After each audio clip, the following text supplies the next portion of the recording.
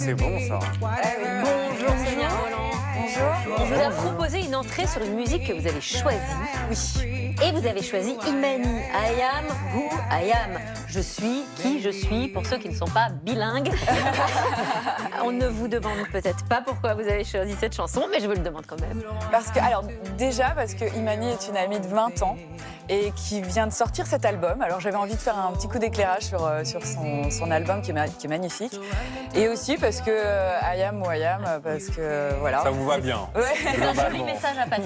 Bref. Notre histoire de France, saison 2, très joli projet. On en parle dans un instant. Mais d'abord, il y a une tradition ici. Personne n'y coupe. C'est l'interview Encore un matin. Encore un matin. Canon avec Avec moi, Mélanie. parce que je me mets à chanter maintenant sur toutes les chansons. Alors, question courte, réponse courte pour mieux vous connaître au réveil, puisque nous sommes une émission du matin. L'humeur du jour ce matin. Oh, bah, très bonne humeur. Très bonne humeur. Vous êtes plutôt du matin ou du soir? Plutôt du matin, moi. Très tôt même le matin. Ça tombe bien. Vous Ouais. dormez plutôt à gauche, à droite ou en diagonale dans le lit?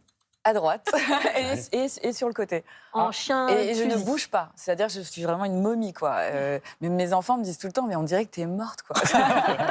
Bah, c'est pratique. Pour les autres, ça gêne pas en tout cas. Combien de sonneries avant de vous lever ce matin? Ah non, mais moi, alors je me réveille avant la sonnerie. Ah, ça c'est fort ça. Il y a des gens Incroyable. comme ça, ouais, j'en fais partie. Quelle que soit l'heure du réveil. Quelle que soit l'heure, mais vraiment un quart d'heure, voire 5 minutes avant, quoi. C'est C'est une le horloge rêve. biologique rêve. qui fonctionne bien. C'est une horloge biologique qui fonctionne bien exactement, et c'est un peu notre rêve, parce que du coup, vous êtes toujours bon pied, bon oeil, fraîche et dispo. Ouais, ça peut arriver que ça dépend de la veille. Le premier message que vous avez lu ou envoyé ce matin au réveil? En fait, c'est mes filles, parce que souvent elles partent toutes seules en cours. Non, il faut que je fasse... Pardon, excusez-moi. Alors ce matin, rien, en fait. Ok. Voilà. Bon. Non, mais alors, Pas de message. la réalité, c'est que je ne me réveille jamais avec mon téléphone dans les mains. Donc, je mets un bon quart d'heure avant d'aller sur le téléphone. La sonnerie a retenti, c'est l'heure de parler de notre histoire de France. Saison 2, donc c'est mardi prochain, 21h10, déjà en ligne sur France.tv pour les 2 premiers épisodes. C'est la série documentaire de France Télévisions, 2 siècles d'histoire, 17e, 18e, des personnages emblématiques, Louis XIII, Louis XIV, Marie-Antoinette, les penseurs du siècle des Lumières, les révolutionnaires, Napoléon. Comment, Sonia, vous êtes-vous retrouvée dans cette aventure? Eh bien, parce qu'on m'a sollicité. Et c'est vrai que j'ai voulu voir le programme parce que je ne l'avais pas vu. Et quand j'ai vu Thomas Sisley dans cet exercice, je me suis dit « Oh, mais comment il a fait ?» Alors, je pensais qu'il y avait un prompteur, je pensais qu'il y avait des fiches, il n'y avait rien de tout ça. Donc, j'ai passé tout mon été à apprendre des textes et à revoir l'histoire, finalement, à replonger mon nez dans l'histoire de France. Et j'ai trouvé ça assez réjouissant, mais c'est vrai que quand je suis arrivée sur le plateau, il y avait une difficulté, c'est qu'il fallait changer de réalisateur tous les 2 jours, et donc d'époque tous les 2 jours. Et ça, pour le cerveau, moi, je le remercie tous les jours. Je me dis, je ne sais pas comment j'aurais pu faire sans, quoi. Ah ben on va regarder Sans ma justement mémoire, quoi. à quoi ça ressemble, puisque pour expliquer à ceux qui ne l'ont pas vu, votre rôle c'est d'intervenir au milieu d'une scène historique, jouée par des comédiens donc, pour nous raconter l'histoire de France, la grande histoire et les petites anecdotes aussi, comme au sujet des perruques du roi Soleil. Regardez.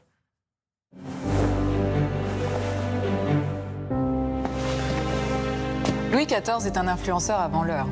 Dans toutes les cours d'Europe, les hommes se mettent à l'imiter en portant la perruque. Mais la plupart ignorent qu'il ne s'agit pas que d'une coquetterie pour le roi. Celle-ci.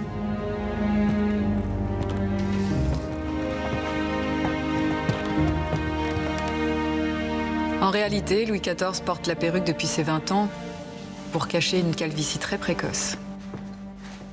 Louis XIV a perdu ses cheveux lors d'une maladie terrible qu'il a contractée à Dunkerque en 1658. Et donc, qu'est-ce qu'on a fait? On a décidé de lui mettre une perruque. Et tous les nobles l'ont imité. Le culte autour de sa personnalité fera de la perruque un accessoire de mode incontournable pendant un siècle.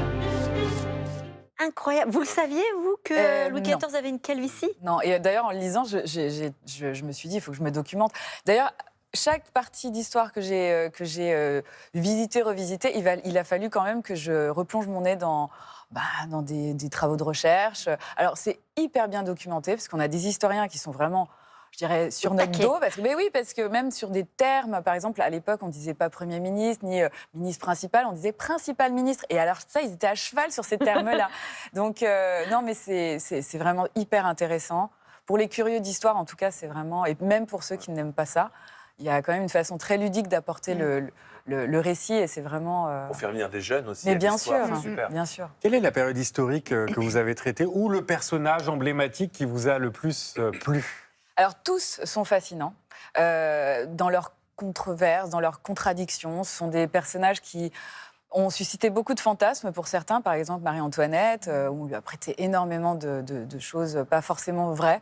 Et puis, il y en a d'autres qui sont très étranges, comme Napoléon, qui à la fois crée la Constitution, et puis de l'autre côté, sont des tyrans, quoi. Bon, et moi, j'ai aimé le siècle des Lumières. Parce que c'est un siècle où vraiment les bourgeois décident de donner accès au savoir, enfin au peuple, au savoir. Et je trouve que c'est la période charnière qui raconte beaucoup de choses sur notre histoire. Alors, comment on se prépare à ce genre de rôle, puisqu'on est entre, vous l'avez dit, le travail d'actrice, d'historienne et de Stéphane Bern. Oui, que j'adore, Stéphane. Je ne veux pas prendre la place de Stéphane Bern. Non, il fait très bien son travail. Non, en fait, là, c'est vraiment de la narration. Je suis plus une conteuse. Et d'ailleurs, ça s'apparente plus au théâtre. Parce que vraiment, il y a un travail entre les comédiens qui donc interprètent des personnages historiques comme Louis XIV, que vous voyez là. Et quand je fais mon commentaire, ils sont obligés de rester dans leur humeur. Et on ne doit pas se marcher dessus, on doit vraiment respecter. Alors, c'est vraiment un travail chorégraphique et aussi de mise en scène qu'ont très bien fait tous ces réalisateurs et réalisatrices, quoi. Sonia, quel parcours depuis votre élection de Miss France? Vous êtes actrice, réalisatrice, vous produisez aussi. Est-ce que vous aviez imaginé ça une seule seconde quand en 1999, le 11 décembre, pour être précis, vous avez été sacrée Miss France? En fait, j'ai toujours été une femme assez déterminée, ambitieuse, mais c'est vrai qu'à l'époque, beaucoup de portes étaient fermées. La diversité a beaucoup évolué, et ce grâce aussi à la volonté de France Télévisions, par exemple, qui inclut de plus en plus de diversité. Tropique criminel en est la preuve. On va dans les Outre-mer, tourner des séries qui cartonnent, et ça fait du bien. Et en fait, oui, à l'époque, je ne pouvais pas m'imaginer que ça irait aussi bien et que ça soit aussi pérenne. Donc oui, je remercie d'ailleurs le public qui me suit toujours et qui m'envoie des messages toujours très, très sympathiques. Donc vraiment, merci à tous.